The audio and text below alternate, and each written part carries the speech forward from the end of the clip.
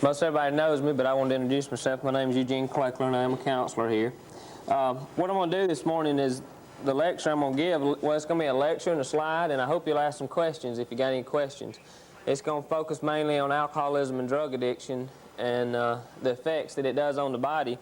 You know, we don't do this very much. We don't focus on what it does to us very much because I think before we got in here, our doctors and we could tell that alcohol and drugs were having effects on our bodies, and this film or this lecture and this slide presentation is not made to scare you. You know, it's not made to frighten you out of using or scare you from ever touching it again, because, you know, there'll be some pretty gory things on the film, and if it bothers anybody, please feel free to get up and leave if that bugs you. I don't think they're not too bad. But, you know, we're not doing this to frighten you out of using or to, you know, scare you from ever touching it again, because that's not worked in the past, and I don't see any reason why it should work now. But what it'll do a little bit, if you're serious about getting sober and if you're serious about stopping using drugs and staying chemical free, then this will just show you what can happen if you continue. I'm not a doctor, y'all know that, but this presentation was put together by a doctor and a surgical nurse down in Montgomery, some friends of mine as a matter of fact, and they've gave me a lot of information, and so through that information what I'm going to attempt to do is to explain as much as I know to you from my notes. And also, if you got any questions, ask me, because I may be able to answer a few of them. So anytime during the discussion, just raise your hand while I'm giving the presentation, and I'll call on you, and then you can ask any questions you want to. If I can't answer them, I'll let you know, but if I can, I'll do my best. Okay, to start off, everybody knows what the brain is, and addiction occurs in what we call the midbrain, and that's the area of our brain that's responsible for things like our sex drives. It's the place where our drives come from. Things like thirst, hunger, things like this come from that part of our brain. And the outside region, the little swirly part, is the place it's the cortex, and it's the place that's responsible for reason, memory, judgment. This is where you have love and all your affections. This is where how we can do this, and how a lot of other animals cannot do this. We are an animal, as you know. But this part of our brain is also the part we use to depress ourselves. This is the part we use for our defense mechanisms. This is the part that we use to be able to continue to drink and use and do it in a manner that we can't see. You know, this is where denial goes on. Y'all know we talked a lot about denial, and this is where denial happens. The lights? I don't think you'll be able to tape without the lights on over there. Can everybody see it pretty good? Can you make it out? Everybody in the back? Okay now? Okay. Alcohol qualifies as a Class II narcotic. In this right here, each of these two drinks takes 2 hours to be broken down in the body. One 12-ounce can of beer, one 5-ounce glass of 12% wine, and one 1.5-ounce shot of 40% liquor. You know, we talk about, well, I only drink beer. Well, it doesn't matter in what form the alcohol's in. That's just the clothing it wears. You know, alcohol is in all these things. What's the most dangerous drug? What would some of you think that the most dangerous drug is? Out of all? Alcohol. It is alcohol. You know, we can take heroin, cocaine, marijuana, any of the drugs, and alcohol kills more people, wrecks more lives, breaks up more families, causes more diseases than all those drugs put together. In other words, that's like saying you got alcohol over here in this pile, and you've got all the other drugs, heroin, cocaine, marijuana, you know, prescription drugs, whatever, and you put them over in this pile as far as the problems it causes, and the pile with alcohol will be a lot larger. Over half of our murders are alcohol related, over half of our arrests, 90% of all assaults, and over 50% of all rapes. You know, this study was done back in 1982, and in that year it cost the United States over $25 billion. So, you know, it just gives you a little information to show you what alcohol does each year to families and to our health. We're going to look at health a little later on down the line. To absorb alcohol into our system, it requires no digestion. In other words, it starts absorbing itself in the stomach. It's largely absorbed in our intestines, and about 10% is eliminated in our urine. If you'll notice, 90% of it's broken down in the liver. The liver does a lot with alcohol. It has a big job when we drink, because 90% of everything we drink is going to go through the liver, and it's going to start back around in our brain. The liver can only detoxify so much at a time. So if you drink more than it can detoxify, the other alcohol makes trips back to the brain, and that's what gets us our high. Now we get into a little more graphic pictures. This is a gastric ulcer. Has anybody ever had an ulcer in here? You know, I don't know if it's from drinking, but this one is. This is a gastric ulcer. Alcohol is a sedative and an irritant. It affects our central nervous system. It's called the rebound effect on our central nervous system. It causes irritability, seizures. This stomach was removed from middle-aged alcoholic. If any of you knows how it feels when you eat chili, you know, the sensations we get when we eat chili. And this is sort of some of the symptoms that go along with this. Okay, this is another ulcer. This is a duodenal ulcer. The duodenum catches everything that comes out from the stomach right before the intestines. And this was removed from a 40-year-old man, and he was an alcoholic. And you can see the ulcer. It catches everything that comes out of the stomach, and what it's done is similar to the gastric ulcer, but it's in different parts of the stomach. Okay, this is a normal pancreas. Who knows what the pancreas does? Anybody got any idea what the pancreas does? Filters out. Well, what it does is, you know, in your stomach, you've got real, the enzymes and things you've got for digestion are very strong. I know if you've ever swallowed a fish bone or anything like that, you know, as long as it gets down your throat, you're okay, because if it gets in the stomach, it gets eaten up. You know, they're very strong. The gases and everything in your stomach that help to digest your food. Some say they're like battery acid. You know, so they're I don't know if they're that strong, but they are very strong. I know of a lady that was in a treatment center in Montgomery where I worked, and I don't know exactly what was wrong, or I know it was alcohol related, but her stomach lining had started to be eaten away by alcohol, and she regurgitated. She threw up while she was in treatment on the carpet, and it was amazing because when they cleaned it up, it left white spots. Her enzymes were not staying down, they were coming up, and you know, that's not something that usually happens, but that showed me, you know, that was an example to me of how strong it is, because it looked like somebody had spilled Clorox on the carpet because it was white there. You know, after it, when you go by, you could tell exactly where everything was because it was white. And that, not to be gross, but that just shows you a little bit about, you know, how strong this little fella is. It's also responsible for many other functions in the body, like insulin for blood sugar and so forth. There's a duct that goes from the pancreas. The pancreas sits somewhere close to your stomach, and there's a duct that goes from the pancreas to the stomach, so that this little pancreas, it can just keep making these digestive enzymes, and as it makes them, it spills them over into the stomach. When it does, you know, that's where it's used for digestion. Now, as you drink, the duct that goes into your stomach can become swollen, inflamed and swollen, and as it does that, it can close up. It can begin to, you know, swell together and close up.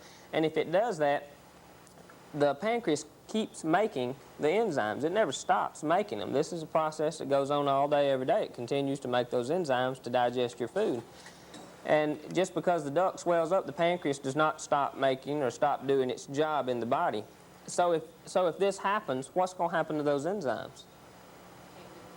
They can't get into your stomach anymore. So where are they going to stay? They're going to stay where the pancreas is, and as a result, it's going to start to digest itself.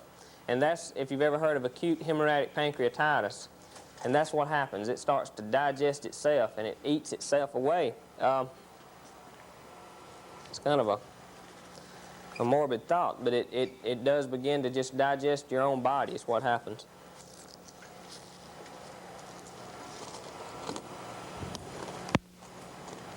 Okay. This is a normal liver. Everybody knows what the liver is. The liver is the largest organ in the body, and it's the most important organ as far as regulating body chemistry. You remember a while ago when we looked at the other little slide, it showed that 90% of everything you drink goes through your liver. You know, it's sort of like a filter. Well, everything that comes through it, it takes those poisons out. And what is alcohol? Poison. Yeah, you know, it works as a poison.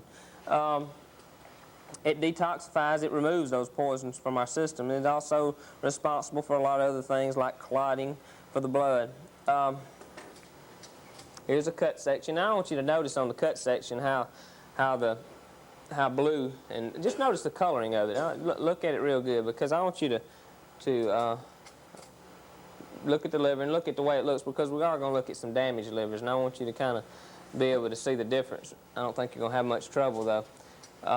But this cut section, I want you to really look at it and see the blueness of the veins and arteries going in and out of the liver, and so you can compare it when you look at the other one. Alcoholic hepatitis. If you can notice the difference a lot right here. The liver is enlarged, the skin and eyes are yellow, you have fever, swollen abdomen, and legs. Has anybody in here had any problems with your liver from drinking? You know, you know, you may have been diagnosed as some of these before. Another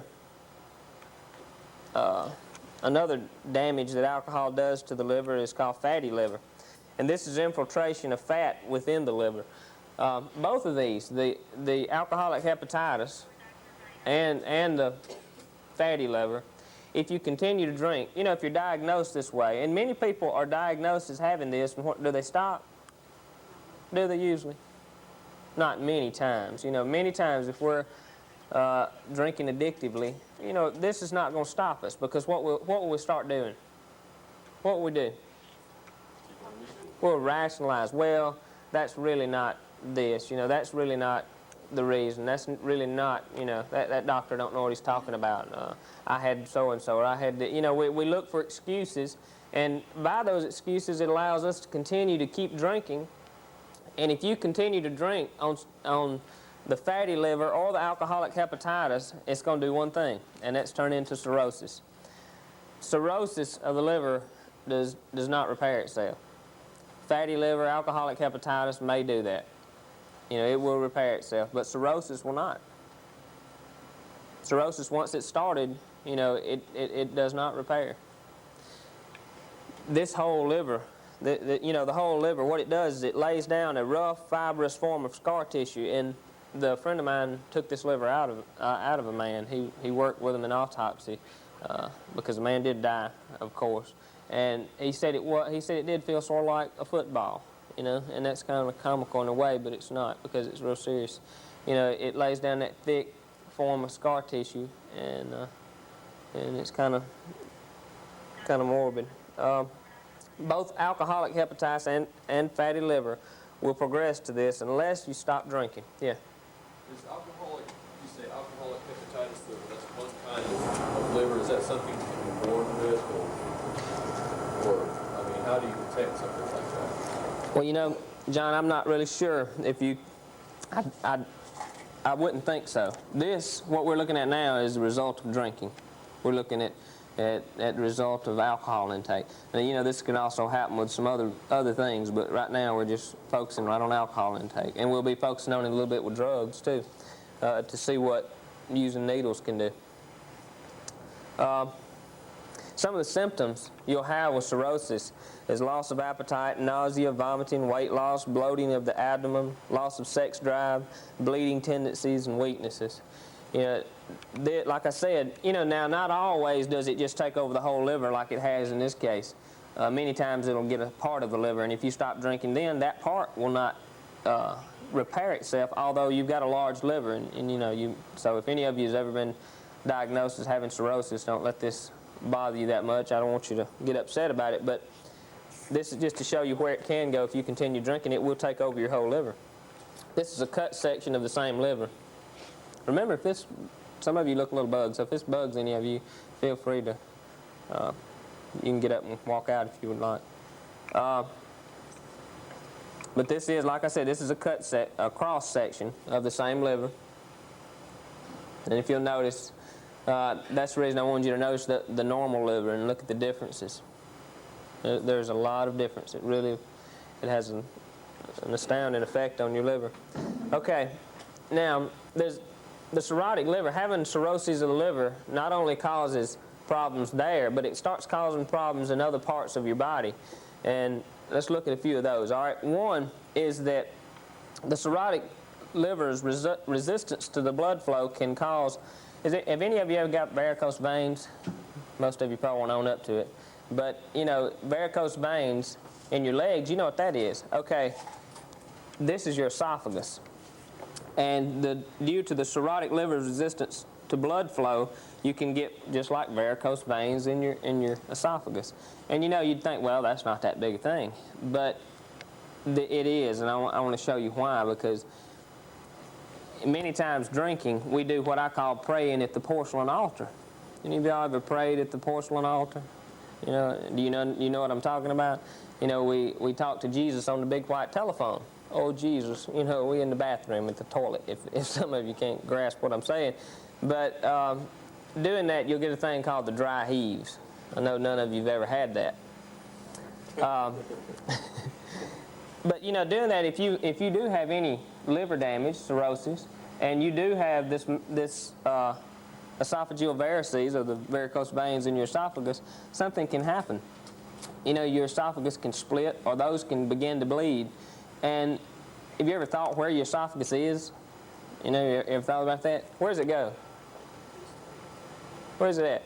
It goes right down by your lungs and your heart, behind your lungs and your heart. So what, if they were going to stop that bleeding, what would they have to do? They have to open your chest up. You know, they'd have to open your whole chest up just to stop a little bleeding, and it would probably be not that bad. But in other words, you could bleed to death before they got back there and stopped it. That's what I'm trying to get across to you. But you know, remember, these are. I know we're really having some morbid thoughts here, but I'm wanting to describe to you, and to do that, it has to be a little explicit to do that. Is that why when somebody has cirrhosis of the liver, they go to throwing up blood sometimes? Maybe so in some cases. That's a good question. I would expect so. You know, that this would have something to do with it. I know that if it starts bleeding bad enough, we had a case in Talladega when I worked in Talladega, and the guy almost bled to death. But when it starts bleeding bad enough and it continues to bleed, you're bleeding on the inside, and for one thing, you probably won't know it right off. And then, you know, you can have bled a lot before you even find it out, and then to get back in there and stop it in time for you not to bleed to death is a real serious thing. Eugene, how can you tell you're bleeding? I wouldn't know. I guess by maybe throwing up. I don't know. I guess you would become weak, I'm sure. I don't know how you'd be able to tell. That's what I'm saying. It would be hard to tell if it was in your esophagus. Okay. Let's go on to the heart a little bit. This is an enlarged heart. It's called myopathy, muscle wasting. Alcohol causes the walls of the heart to get thin and lose their tone. It gets swollen, increased fluid, and pulmonary edema. You know, the heart loses its ability to pump its fluid out.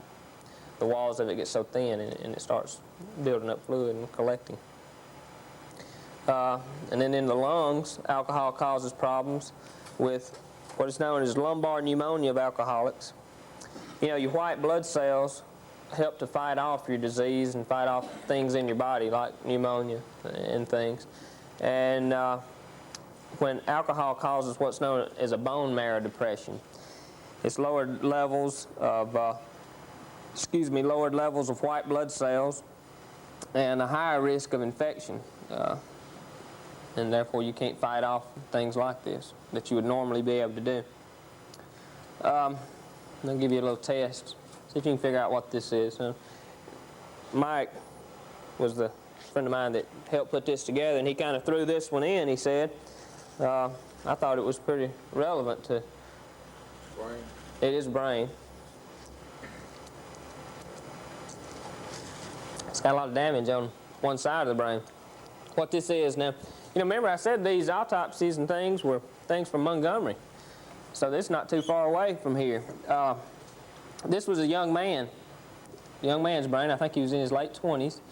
And he was killed in a tavern fight. That's a bullet wound through his brain. And he added this in here as harmful involvement. It shows you what just being involved around alcohol can do to you, and that just gives you a little idea of what a bullet does as it enters the brain.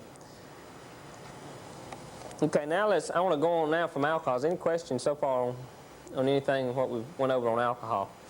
We're going to kind of swap over a minute now. I know none of you in here would know what this is. Anybody maybe want to take a guess? One of them is a cigarette. The rest of it is marijuana. Marijuana is a complex drug containing over 400 ingredients called cannabinoids, if I said that right. The main psychoactive ingredient is delta-9 or THC. I think many of you know what THC is. It's usually smoked, and 50% of the THC is absorbed when smoked in the lungs. It can be eaten, and I like to say it's usually eaten when we're stopped by the police. 5 to 10% of it is absorbed when eaten, and you don't just eat it. I think many of it's done in brownies and other ingenious methods to keep it hid.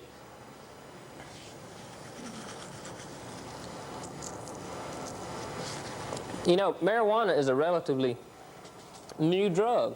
It really is. It's relatively new in that they're still doing a lot of tests on what it does to the body, but they've discovered a lot of what it does, and it's kind of frightening what they've discovered. We're guinea pigs right now, the ones that are using it. Those of you in here who've been using it or have been using yourself as a guinea pig, sort of, because we'll learn from people who use it down the years, from long-term usage of marijuana. It does cause problems in the brain. THC alters normal brain function. It slows you down. Have any of you noticed that in yourself? I don't know if you've noticed that in yourself, but it will slow you down. It tends to slow your speech down. It tends to slow down motivation a lot. We see it in young kids that maybe in 10th grade start smoking a little pot, and they've always been involved in sports, etc. And then what happens? They drop out of football and they don't want to play anymore. They're just going to get a little high in the afternoons instead of go to practice. We lose our motivation. And what happens to grades? They begin to drop a little bit. I'd rather get high than go to class. And the motivation starts dropping rapidly. But what happens is it's called the sympathetic cleft. And we have nerve endings in the brain that for you to be able to move your hand, those nerve endings have to send a signal down, and it moves your hands. That's the way it happens. Your brain sends a message down, and it does that. What happens in the brain here, the sympathetic cleft, as it's called, THC is a fat storage drug. It stores itself in 2 places in the body. It's a fatty storage drug. It stores itself in 2 places. One of those is the brain. And what it does is it gets on the end of these nerve endings, and it just slows down transmission. A little clogged up, in other words. It just gets in the middle, and it kind of slows down the transmission of any messages that you're transmitting to different parts of your body. In other words, it just slows you down. And so, how about driving? It'll slow you down. What does alcohol do? It slows you down. It messes with your vision. So does marijuana. Also, to enlarge on that a little bit, poor learning, poor memory, and poor motivation. Short-term memory, we're seeing that a lot in marijuana smokers, is just almost nil. The short-term memory, it almost goes away, especially in long-term use. Okay, back to more graphic pictures. This is bronchitis. This young patient died of pneumonia with a large amount of THC in the blood. Marijuana smoke is substantially more destructive than tobacco smoke to the lungs. It's very, it really, what are some reasons for that? The THC. All right, the THC. Oh, yeah, do you use a filter? Why not? Cut out some of your high. Well, is it really cured real good? Do they cure it like they do tobacco, and do they, You know, you don't know what you're smoking. Maybe a little kudzu mixed up in there. You know, we don't know what we're smoking when we smoke grass. You know, you might end up no telling what you may have. But anyway, to show you 3 to 5 joints a week, most of the pot smokers that smoked in here average at least 3 to 5 a week. That was like 16 cigarettes a day. That was like a pack a day almost. So, you know, you can see why it would be damaging to your lungs. And if you're smoking cigarettes along with it and smoking 3 to 5 a day, you know, you really are. You're getting into a lot. Okay. This is lung cancer. Man was 29 years old. It's pretty young for lung cancer, I'd say. He was a non-smoker. Didn't smoke cigarettes. Had THC in the blood upon admission to the hospital. He died of lung cancer, but didn't smoke. He smoked pot? Smoked pot. Had THC in his bloodstream upon admission to the hospital. All right, this is a brain of a young girl. Now, I don't want to mislead you with this one. She had a stroke. Let me explain it. Smoking a joint immediately accelerates the heart rate and increases your blood pressure. This is a section of the brain of a 17-year-old female who died from a massive brain hemorrhage called an aneurysm. It ruptured. Now, THC was found in large amounts in the bloodstream in her autopsy. Now, I'm not saying that marijuana caused this aneurysm. It did not, you know, cause the aneurysm to be there, but it did cause her pressure to rise. And as a result, it bursted and killed her. You know what an aneurysm is? It's sort of a bubble, you know, on the blood vessel, and this was in her brain. Well, when the blood pressure started to rise, it bursted, and it killed her instantly, I'm sure. What is this? Eyeball. Yeah. You ever felt like that in the mornings? Ever felt like that at night? Smoking marijuana causes your blood pressure to immediately rise, and it's Visine time, you know. Well, I know from pot smokers, we bought a lot of Visine. But, you know, this is what happens. This is why we get the red eyes. You know, most of you have noticed with alcohol, you'll get red eyes from drinking all night. But have you ever smoked one joint and look what happens? Pow, you know, insta-red. You know, it makes those eyes red instantly. This is the results of it. You know, I told you that marijuana was a fat storage drug, and it was stored in 2 places in the body. One was the brain, the other is the sex organ, the testicle. THC, like I said, is stored in the brain, the testicles, and in the women, the ovaries. Smoke a joint today, and we can still screen THC 1 month later. You know, something it does that is kind of frightening is that when it gets in the ovaries or the testicles, like in the testicles of men, now let's look at that first. What it does, it lowers testosterone. Who knows what testosterone is? Yeah, you know, it's what gives you male characteristics. Even in some recent studies that I have read, it was real astonishing to me, and you'll probably get a kind of a kick out of it, but it's real frightening. In young boys that smoke marijuana frequently now, and you know, the age of smoking, the age of using is getting younger and younger, and young boys using marijuana, they're even known to develop small breasts, and you know, that's from losing that testosterone. It is kind of comical. When I first read it, I felt that way. But you know, as I thought about it, I said, that's, you know, it's the young boys that start smoking, they're damaged. You know, they're going to be damaged. But it will lower testosterone, and you will, as a result, develop more female characteristics than you would have normally. In the ovaries, same thing. It does the opposite.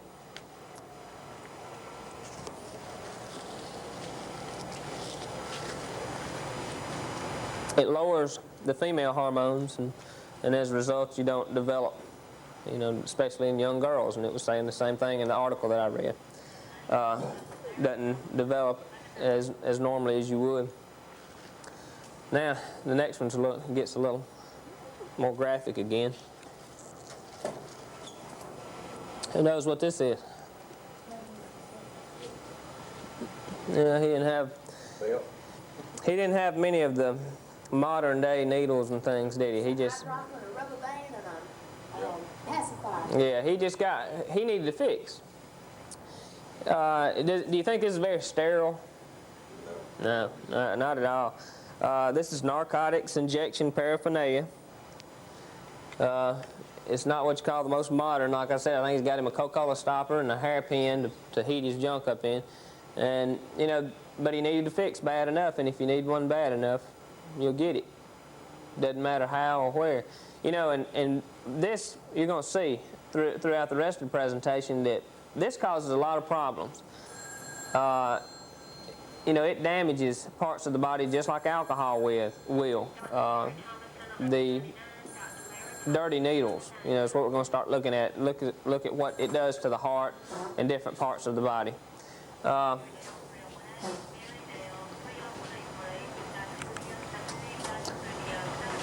These are needle tracks. You know, he's been shooting up long enough, and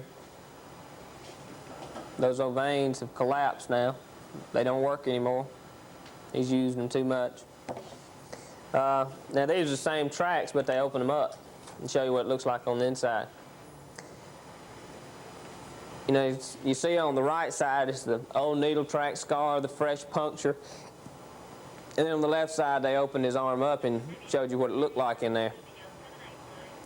You know, putting things in your arm like that, especially things you get off the street, we know is dangerous. We don't know what's in them. You know, they're definitely cut, you know that. Because the man before you, to make his money, he cuts it. You maybe get a little baby laxative or, you know, up your arm or whatever. But they're all cut with different things. Mannitol is one that's frequently used. That's a blood clot, exposed. That shows you what can happen. It definitely clogs up and there's no blood flowing like it should. Now this is a blood clot in the pulmonary artery in the heart. It's called an embolism. The addict had been using leg veins to inject heroin. And you see the results.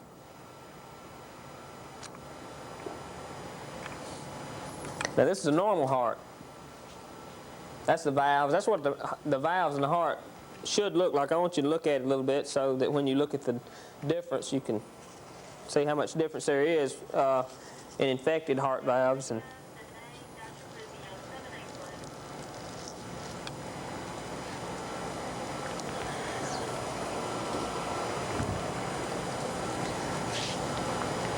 okay, now these are infected heart valves with what's known as bacterial endocarditis. I said that right. It's from using dirty needles. And you can see that there is a great deal of difference in the normal valves and how it can damage you. You know, I'm sure y'all all heard of using dirty needles and how bad it damages you. And you know, these are just a few of the damages that go on. Now this is a fungus infection of the heart in a drug addict, and it's the same thing using dirty needles. Hope y'all don't have broccoli for lunch. This kind of hate doing this right before lunch to y'all. But you know, this just shows you a little of what the dirty needles can do in the heart. Because you know, you're putting it in your bloodstream, and where does the blood go? Throughout your body. You know, so it can damage many different parts. And you know, the alcoholic is not he don't have a patent on the liver problem. Because where does the blood that's shot up with the dope go? Through the liver too. And what's the liver try to do to it? It tries to detoxify it. You know, it tries to take those poisons, anything in it, tries to take them out. And so this is a liver with serum hepatitis caused by a virus from a contaminated needle. And do you remember a while ago when I showed you alcoholic hepatitis and fatty liver? And I told you if you kept drinking with alcoholic hepatitis or fatty liver, what would happen? Well, if this fella continues to use that needle, It'll develop the same way with cirrhosis as a result of the serum hepatitis.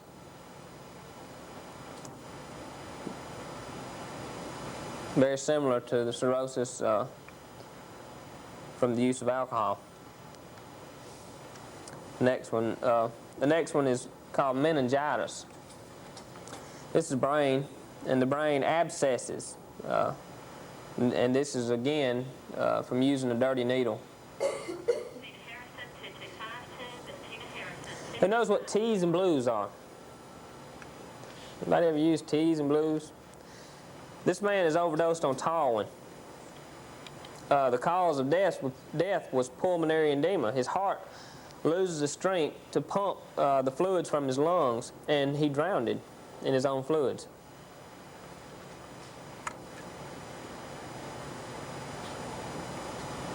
T's and blues. I've heard a lot about those. And this one may be a little hard to figure out for a second, but after you look at it, you'll see how I explain it. This is asphyxiation from glue sniffing. It's a 12-year-old boy. He's from Montgomery again. He uses him a garbage bag and puts over his head a little glue. Went a little farther than he bargained for, though. And you know, if you want alcohol, if you want to get high bad enough, you'll get it. And this is toxic hepatitis from drinking carbon tetrachloride. This is mostly common with the addict or the alcoholic in prison. He drank cleaning fluid to get high, and as a result, it killed him. But you know, if you want to get a high bad enough, you'll get it. You know, many times in treatment we say, well, I just drink, you know, because I wanted to. That's how it starts. You know, that's how along the first of your drinking it starts. You know, I just used because I wanted to, and that's how it starts. You know, we wanted to. If you didn't want to, you'd never tried it. But as it goes on and on and on, you know, at the end you'll be using because you have to, and to get high, you'll do what you have to get high. All right, things go better with Coke, including your nose. Eat the membranes out. You know, Coke is pretty strong. We don't think of it like that. Those of us who started Coke. Anybody? You know, I don't know if you noticed this, but during the time that you were snorting, if you snorted a lot, you had no hairs in your nose. I didn't know if you noticed that. And that'll show you a little bit right there. And it starts eating away. Hairs at first. Then it starts on the membranes in between your nose. You know, you have a little membrane in there. Well, he lost his. He doesn't have his anymore. What happens when you've been shooting up, when you've been using dope, and you know, you saw a while ago that guy's arm, I don't think he could have got much dope in there anymore. You don't think so? And if he used up this arm, and what's happening if he uses up all his veins? What's he going to do? Use your leg. Yeah, you know, he'll start using his leg, and when those veins get to where they won't work anymore, he has to do a thing called skin popping, where he just sticks it up under the skin and injects it in there to get him a high. And the only thing, though, it leaves some nasty scars. He doesn't get his high as good because it doesn't get in where it's supposed to, and it gets pretty nasty. And if you want it bad enough, you'll go as far as it takes to get it.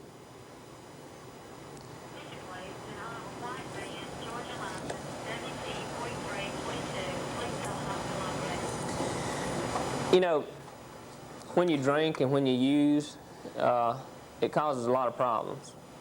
It causes problems with you mainly. You know, you're going to be the one. I'm only hurting myself, you know, and that's you're right in that you are hurting yourself, but you're hurting other people too. It starts to damage our families, and I think most of us in here have seen that it has damaged our families in many ways. Something else that it damages that we don't think about is those family members who aren't here yet. For the women in the group. This is a baby with a birth defect from chromosomal damage of drug addiction. One side of his body, his or her body, didn't develop. You know, it just stopped developing in the right hand and the right foot, if you'll notice, or damage from that. You know, we do damage other people. If anybody knows what FAS is, it's harmful involvement against fetal alcohol syndrome. There's a bumper sticker that really kind of caught my attention one day on the way to work. It said that on the back of the bumper, it said, "No pregnant woman ever drank alone." And you know, that made a lot of sense, because she didn't. Because what she eats, you know, the baby's going to get some. And so what she drinks, naturally, he's going to get some. But you know, her liver is fully developed, you know, and it can handle that. But how about his liver or her liver? It's not fully developed. So just think, how can he detoxify that out of his body like he needs to? He can't, you know. So he's damaged. Many times they're not, and we don't know exactly, you know, how much or what you have to do to be damaged. But we've seen in a lot of cases that it does happen. Don't mix drugs and alcohol. And most of us in here that did drink did that. How many have mixed them? Yeah, a lot of hands. Have. You know, most of the time we'd say, well, you know, that old lewd drank a couple of beers behind it, and a six-pack of beer and a couple of lewds, and you got a night. You know, we do mix them, but you know, it's very dangerous. And you can ask people like John Belushi, Elvis Presley, Natalie Wood, Marilyn Monroe, Janis Joplin, William Holden, and Jimi Hendrix. Those were some, and our latest addition is Robert Kennedy. You know, mixing drugs and mixing alcohol together, mixing different drugs and mixing them with alcohol is very dangerous. It kills. You know, those are some of the famous people that have done it, you know, that we've read about. It's amazing, you know, how that we play with those things, though. In our using, that doesn't matter a bit, you know. Many times, most of us, the major majority now that are coming into treatment are multiple users. You know, if they use nerve pills, they drank with it, or if they drank, they used, you know, something with it, marijuana or something. And the last one, the lottery, kind of speaks for itself. Drugs are like a lottery, but if you lose, you can't tear up your ticket. Remember, when I started this, I wanted you to understand that I didn't do this to scare anybody. I did this presentation, and we only do it, you know, once while you're in treatment, probably. So it's done to inform you. You know, it's done to let you see what alcohol and drugs can do to your body. Hopefully, these haven't happened to your bodies yet. You know, hopefully it hasn't got that far. Who knows? I don't know. We don't know how much it takes many times, or how long you have to use before this happens. I know many people can use for very little and for short periods of time and develop, you know, bad liver problems. We don't know exactly how much you've got to use and what you've got to do for your problems. But we just know that as a result of drinking and using, this can happen. And in most cases will, if you continue to play with it. Is there any questions that I can answer? Anything that I can answer about any of the slides, anything that you got that I didn't have that you might want to know about? Eugene, on the showing the babies that were deformed with a female drinking alcohol, how about the male? And if the female doesn't drink? I know that the studies show that with females, you know, it damaged, and I don't know if it would damage males or not. I know that marijuana smoking will, because it stores in the testicles, and so, you know, definitely it's going to alter normal sperm production, and so it could in that way. Get that out of your bloodstream. What is that? Alcohol or marijuana? Well, marijuana will stay. You know, it'll store in the brain and in the testicles for a month, and you can still screen THC within 30 days. Alcohol, you know, it'll get out sooner. So it takes a long time for like a male or a female to produce a healthy baby. Well, you know, I can't say that you won't produce a healthy baby. It's something that's hard to say. I can't say that you just, you know, you may smoke every day, all day, and still produce a healthy baby. I don't know.